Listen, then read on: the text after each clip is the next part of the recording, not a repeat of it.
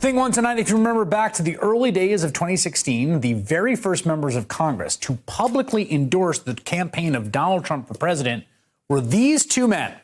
Chris Collins, a Republican from New York, and Duncan Hunter, a Republican from California. Both of these men have since been indicted.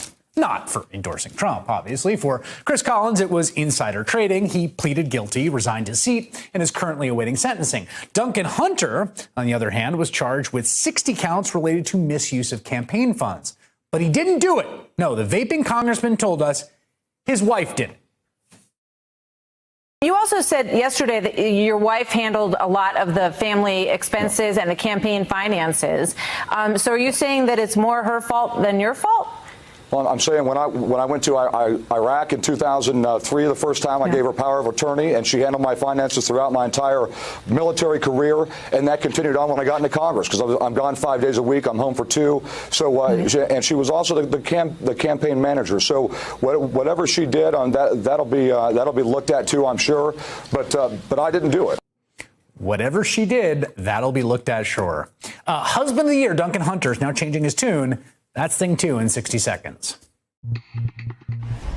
Duncan Hunter, the Republican congressman representing California's 50th district, was indicted along with his wife for allegedly misusing campaign funds on a truly impressive variety of inappropriate items.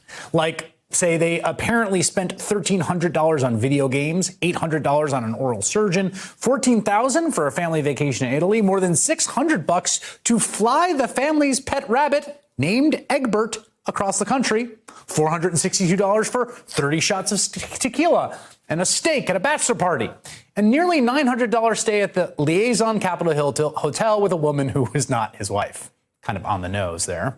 For a while, Hunter was blaming his family, saying his son used the wrong credit card for the video games and his wife was in charge of the finances.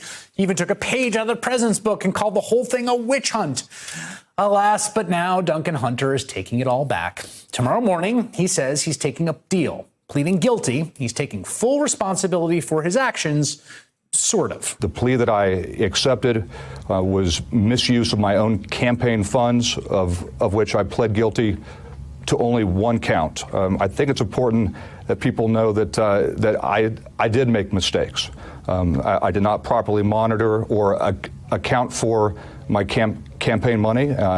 I justify that plea with the understanding that I am responsible for my campaign and what happens to my campaign money. Hey there, I'm Chris Hayes from MSNBC. Thanks for watching MSNBC on YouTube. If you want to keep up to date with the videos we're putting out, you can click subscribe just below me or click over on this list to see lots of other great videos.